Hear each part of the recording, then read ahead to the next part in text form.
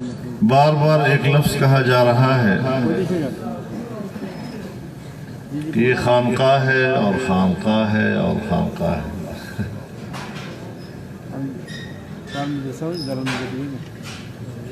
ہمارے اکابر نے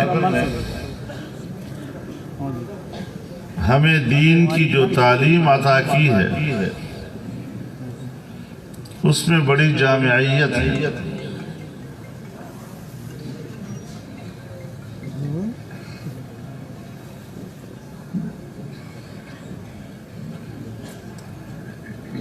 شریعت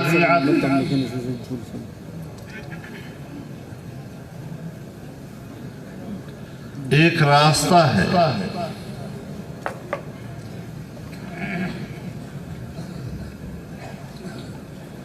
جسے ہمارے اکابر نے تعلیم الاحکام کا نام دیا ہے۔ راستہ نہ ہو تو جانا کدھر ہے؟ تو تخلیق انسانیت بے مقصد ہو جاتی۔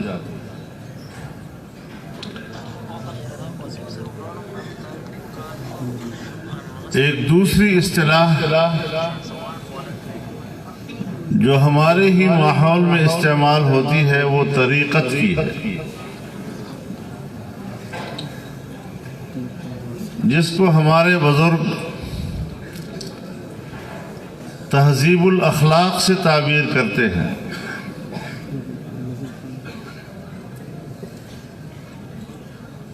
یہ راستے پہ چلنے کا ڈھنگ اور اس کا اسلوب سکھاتا ہے۔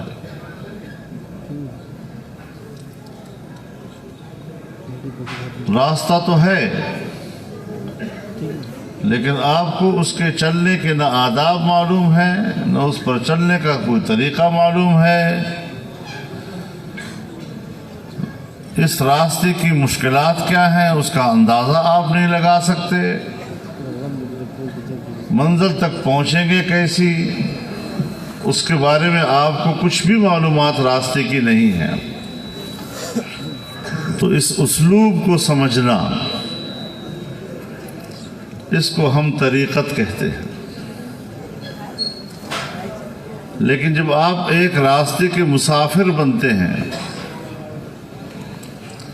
اور آپ کو اس راستے پہ چلنے کے اسلوب بھی آ جاتے ہیں، تاہم اس راستے میں رکاوٹیں آتی ہیں۔ پتھریلی زمین آ گئی، جھاڑیاں آ گئیں، پہاڑی ماحول آ گیا، ندی نالا آ گیا۔ اب اس مشکل کو عبور کیسے کریں گے؟ راستے کے اس مشکل کو دور کرنے کے عمل کو سیاست کہتے ہیں، اور جن کو ہمارے اکابر تنظیم الاعمال سے تعبیر کرتے ہیں۔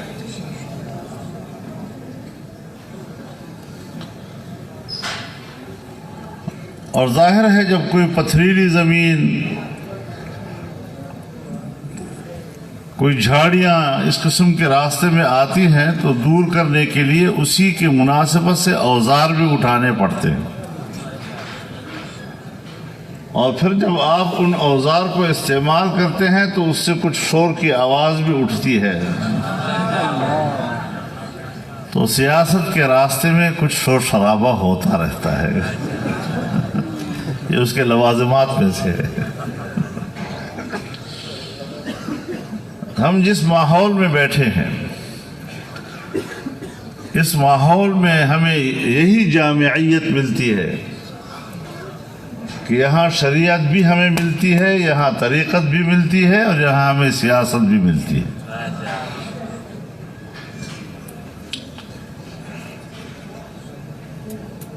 لیکن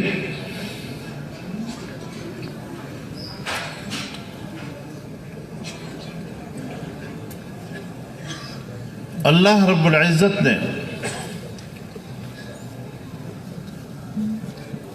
دین کو کامل اور مکمل کر کے انسانیت کے حوالے کیا ہے۔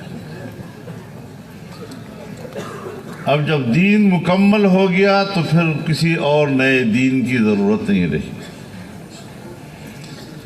اور جب دین مکمل ہو گیا تو اب کسی نئے پیغمبر کی بھی ضرورت نہیں رہی، اور جب دین مکمل ہو گیا تو اب کسی نئی وحی کی بھی ضرورت نہیں رہی۔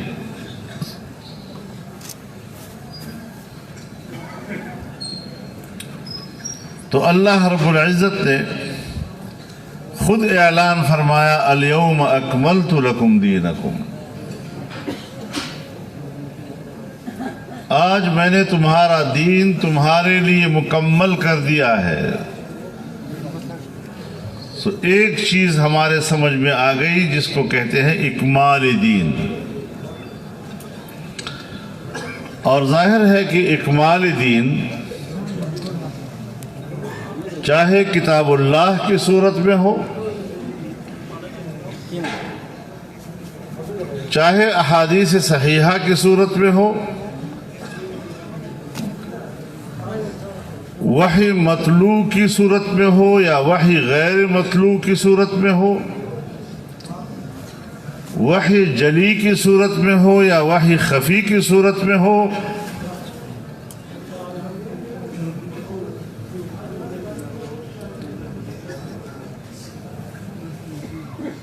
تعلیمات و احکام کے اعتبار سے دین مکمل ہے اور آپ کے حوالے کر دیا ہے۔ لیکن ساتھ میں اللہ رب العزت نے فرمایا وَأَتْمَمْتُ عَلَيْكُمْ نِعْمَتِي، میں نے اپنی نعمت تم پر تمام کر دی۔ تو دوسری چیز سامنے آ گئی، وہ ہے اتمام نعمت۔ اب اس اتمام نعمت کو ہمارے اکابر نے تعبیر کیا ہے کہ یہ کامل اور مکمل دین کی سیاست اور اقتدار کا نام ہے۔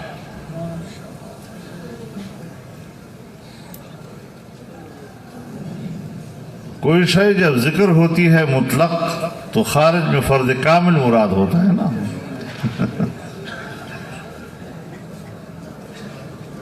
تو اتمام نعمت سے اس دین کا اقتدار مقصود ہے۔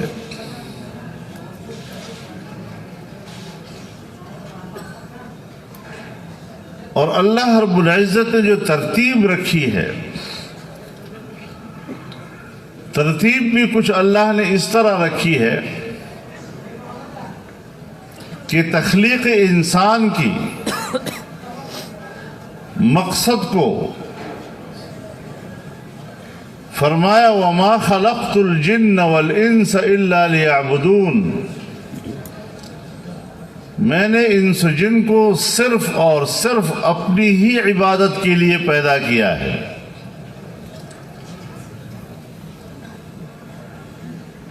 وَمَا أُمِرُوا إِلَّا لِيَعْبُدُوا اللَّهَ مُخْلِصِينَ لَهُ الدِّينَ حُنَفَاءَ وَيُقِيمُوا الصَّلَاةَ وَيُؤْتُوا الزَّكَاةَ وَذَلِكَ دِينُ الْقَيِّمَةِ۔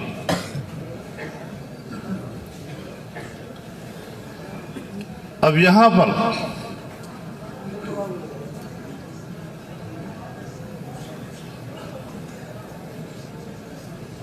انسان کے اندر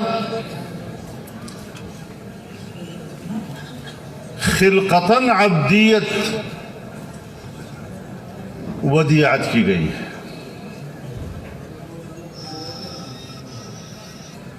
انسان کو اللہ کا بندہ بننا ہے، اس کا تعلق فرد سے ہے،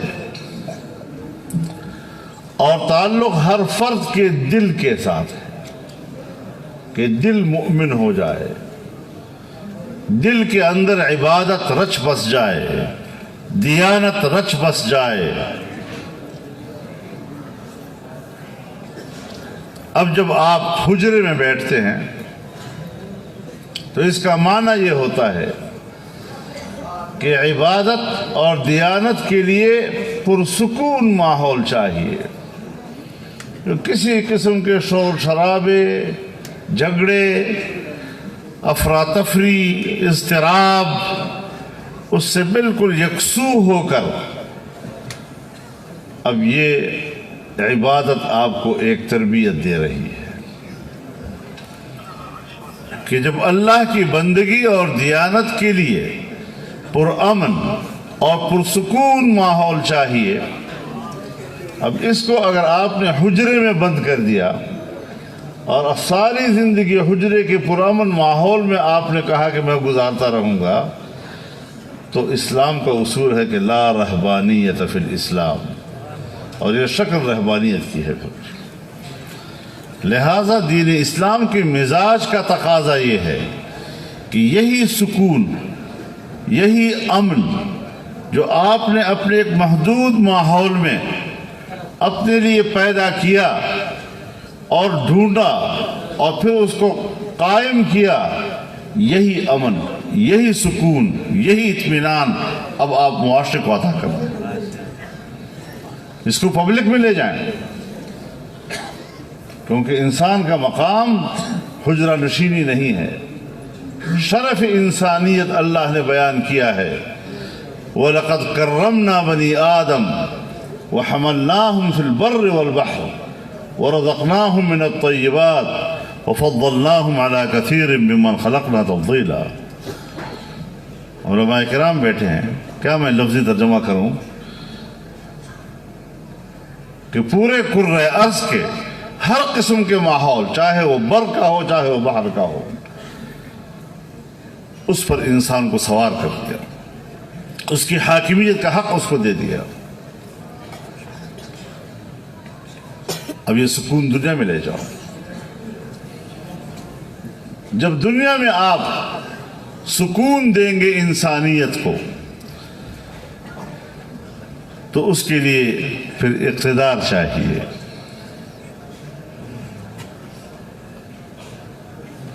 اور اقتدار امر بالمعروف اور نہی عن المنکر کے لیے ضروری ہے۔ اللہ کے پاس وعظ کا لفظ بھی ہے، اللہ کے پاس نصیحت کا لفظ بھی ہے، اللہ کے پاس تذکیر کا لفظ بھی ہے، اللہ کے پاس دعوت کا لفظ بھی ہے،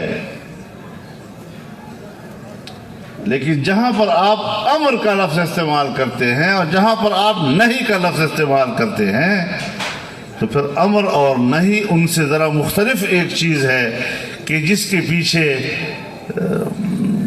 لجاجت، درخواست، مہربانی، اللہ کی راستے کی طرف آ جاؤ، مسجد کی طرف آ جاؤ، نماز پڑھ لو، نہیں، اس کے پیچھے پھر قوت کا فرما ہوتی ہے۔ امر کا تقاضا یہ ہے اور نہی کا تقاضا یہ ہے۔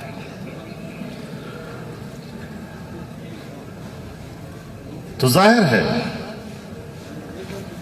کہ جناب رسول اللہ صلی اللہ علیہ وسلم کو جو دین عطا کیا گیا، بنیادی طور پر آپ کو دین ابراہیمی کی پیروی کا حکم دیا گیا، ان اتبع ملت ابراہیم حنیفا۔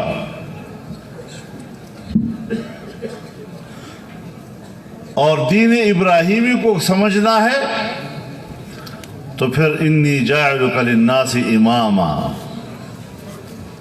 تمام انسانیت کا امام۔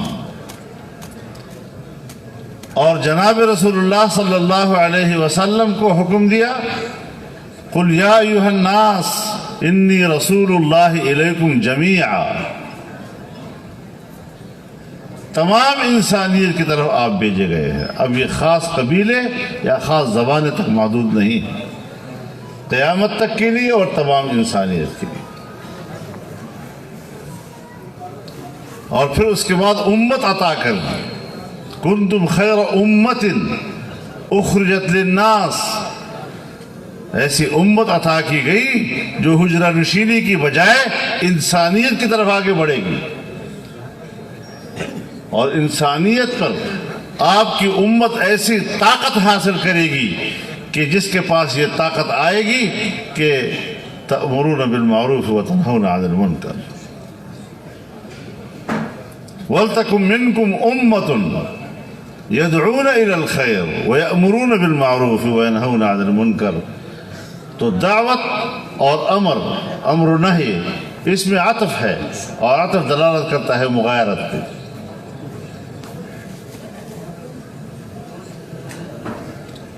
تو اس مغایرت کی ضرورت ہمیں سمجھنا ہوگا.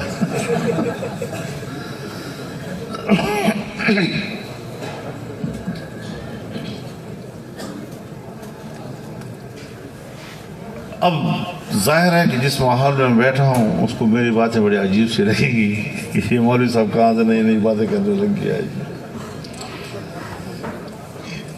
کہ ہم تو دعوت کو کہتے ہیں امر بالمعروف اور نہی عن المنکر. اس کا اقتدار سے کیا تعلق ہے؟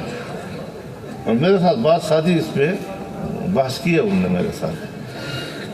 تو میں نے کہا کہ ٹھیک ہے، جانے دو اس کو، ٹھیک ہے. پھر اس آیت کا کیا معنی کرو گے؟ والذین ان مکناہم فی الارض اقاموا الصلاة وآتوا الزکاة وامروا بالمعروف ونہوا عن المنکر.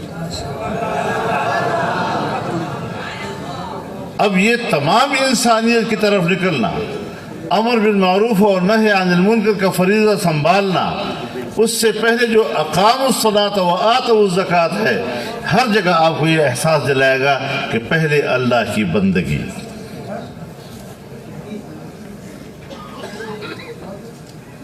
پھر تب انسانیت کی طرف جاؤ گے نا. تو تخلیق انسان عبدیت کے لیے، اب جو بندہ بن گیا اس کے بعد لفظ خلق استعمال نہیں ہوگا، لفظ جعل استعمال ہوگا. انی جاعلک للناس اماما اور انی جاعل فی الارض خلیفہ. پھر اس مفہوم کی طرف ہم جائیں گے. تو جو بندہ ہوگا، اور جہاں پر عبدیت تشریعی ہے، تکوینی نہیں ہے، عبدیت تشریعی اور تکوینی میں فرق یہ ہے کہ عبدیت تشریعی انسان کے ارادے و اختیار کو تفویض کیا گیا ہے، اپنے ارادے و اختیار کے ساتھ. انا ہدیناہ السبیل اما شاکرا و اما کفورا. قل الحق من ربکم ومن شاء فلیؤمن ومن شاء فلیکفر. اگر تکوینی ہوتا تو اللہ کے لیے کیا مشکل ہے؟ لو شاء اللہ لہدی الناس جميعا، تمام انسانوں کو اللہ ہدایت دے سکتا تھا.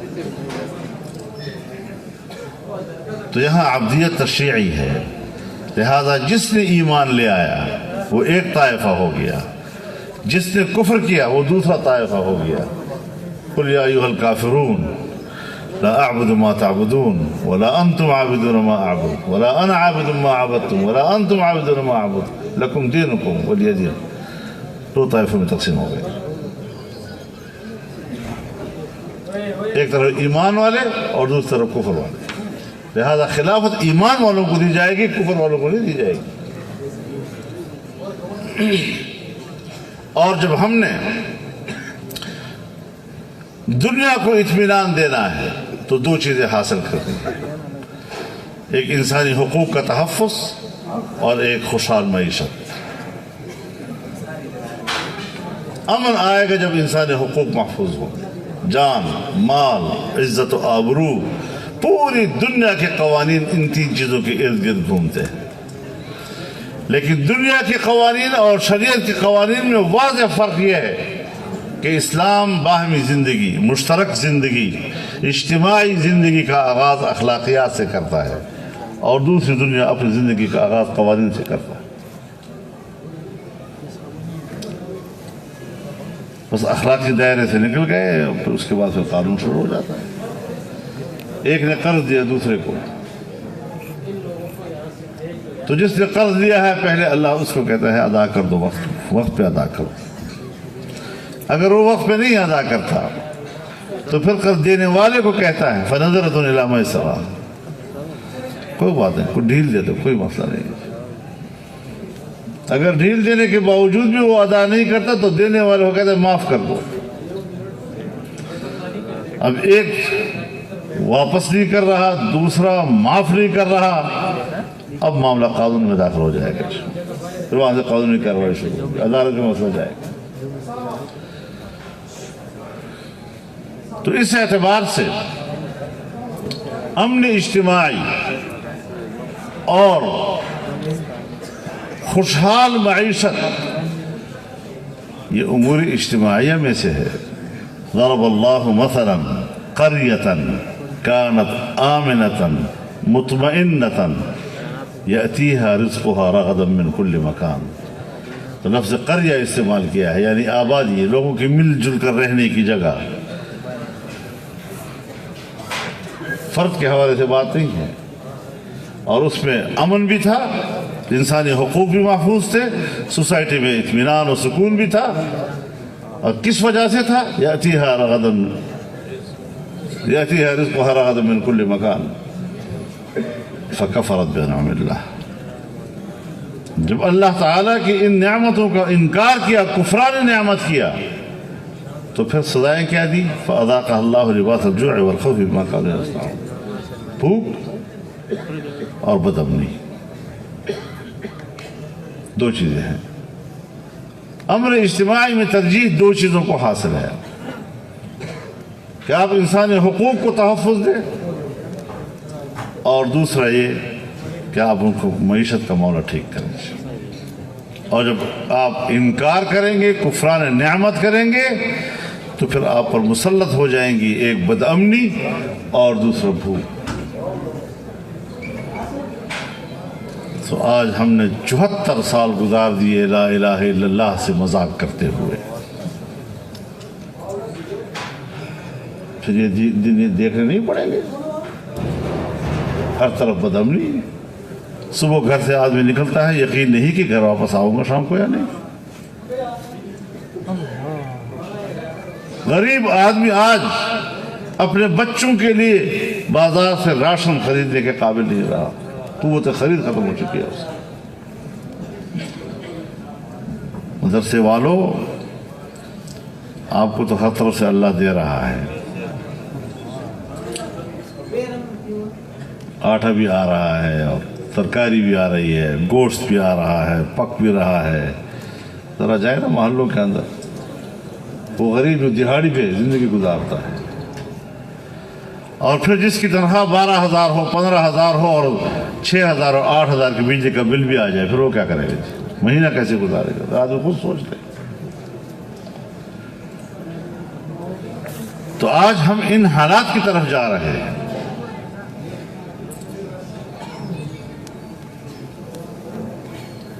تو پہلی چیز ہے کہ آپ کے اپنی ذات کے اندر عبدیت و دیانت موجود ہو.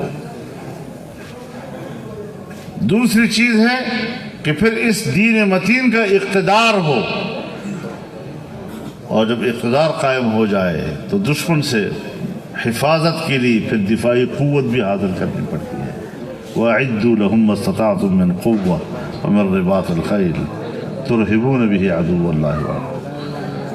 ملک جنگ نہیں لڑا کرتے، فوجی اس لیے نہیں کہ جنگی لڑا کریں، دشمن پہ دھاک رہے ہیں کہ ہمارا حفاظت حصار مضبوط ہے، آپ ہمارے نظام کو کچھ بھی نہیں کر سکیں گے. تو قاتلون بھی نہیں فرمایا، ترہبون بھی عدو اللہ، دھاک بیٹھے رہے آپ.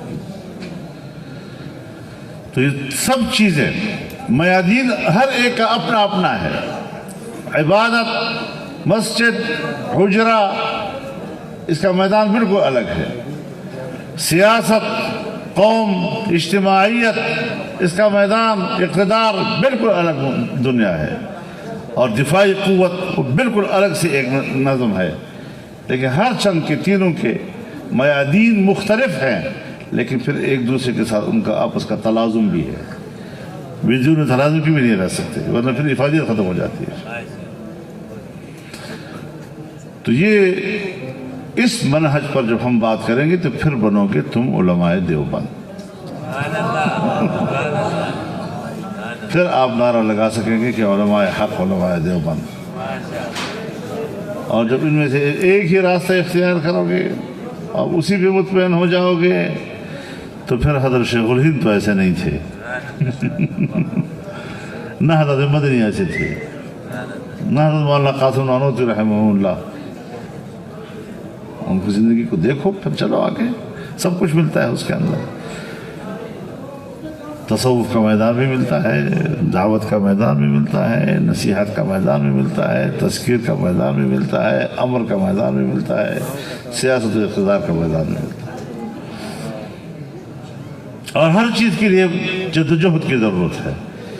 یہ جو آپ نے لفظ مجاہدہ اور لفظ ریاضت تخلیق کیے ہوئے ہیں، یہ صرف خانقاہ کے لیے الاٹ ہے.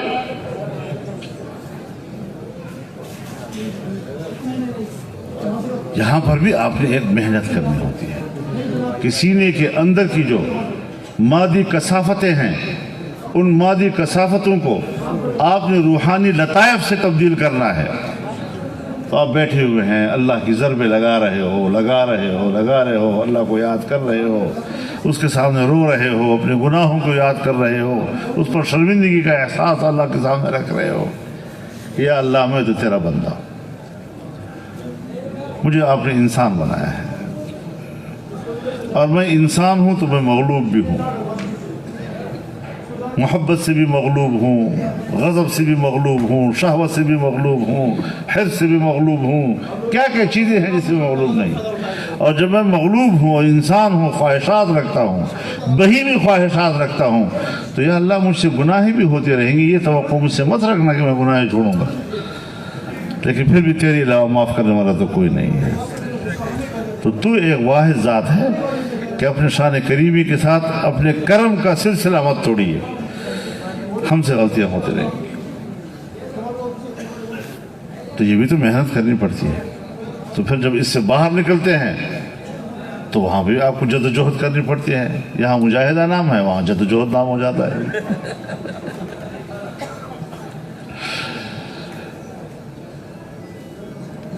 مدارس کی ضرورت ہے حضرت. مدارس نہیں ہے، علم دین نہیں ہے تو گمراہی ہی گمراہی ہے، راستہ ہی ختم ہو جائے گا.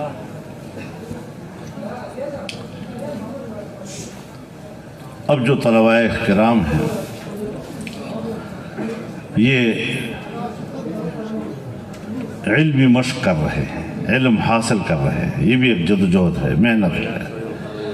گھروں سے نکلے ہیں، گھر کے کھانے کا ذائقہ آپ کو بھول گیا ہے، اپنی ماں کا اور اپنی بیوی کے ہاتھ کے پکائے ہوئے کھانوں کے ذائقہ آپ بھول کے یہاں آئے ہوئے، اس لیے کہ میں دین کا علم حاصل کر سکوں.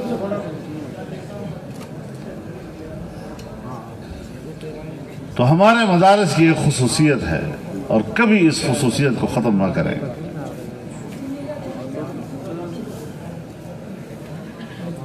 اور وہ یہ کہ ایک طالب علم کا تعلق 3 چیزوں سے ہوتا ہے. طالب علم کا تعلق مدرسے سے ہے، طالب علم کا تعلق کتاب سے ہے، طالب علم کا تعلق استاد سے ہے. مدرسہ ماں ہے جس کو ہم مادر علمی کہتے ہیں، جس کے دامن میں ہم نشو و نما پاتے ہیں، ہمیں پالتا ہے.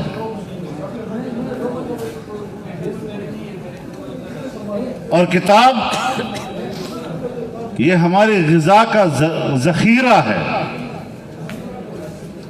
اور استاد وہ باپ ہے جو ساری رات محنت کر کے میرے استعداد کے مطابق اس ذخیرے سے چن چن کر مجھے غذا مہیا کرتا ہے اور جس سے میری نشو و نما ہوا کرتی ہے. تو یہ اکتساب فیض ان تینوں سے آپ تب ہی حاصل کریں گے جب ان کے ساتھ آپ کا علاقہ ادب کا ہوگا.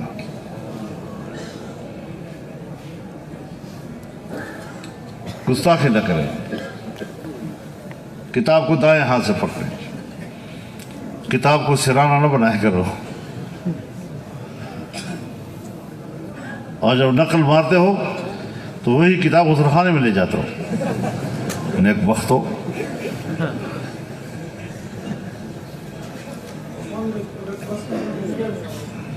یہ ساری چیزیں آپ کی تمام علم کی برکات کو ختم کر دیتی. حضرت شیخ مولانا عبدالحق صاحب رحمہ اللہ ختم بخاری کے درس میں ہمیں نصیحت فرماتے تھے اور فرماتے کہ آج تم یہ سمجھ رہے ہو کہ ہم عالم بن گئے.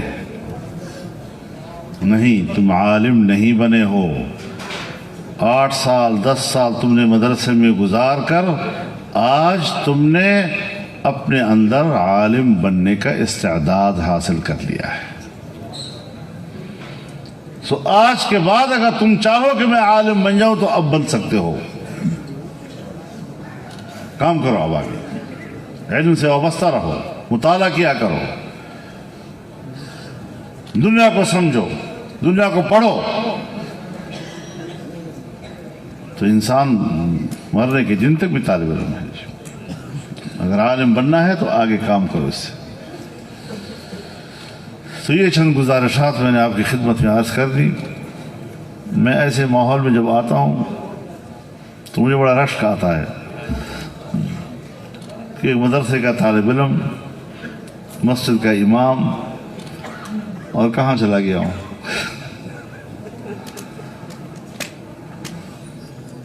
تو کبھی کبھی اس ماحول میں آ کر آپ حضرات کے ساتھ کچھ طالب علمانہ باتیں کرنے کا موقع مل جاتا ہے. اللہ تعالی ہمیں سمجھنے اور اس پر عمل کرنے کی توفیق عطا فرمائے.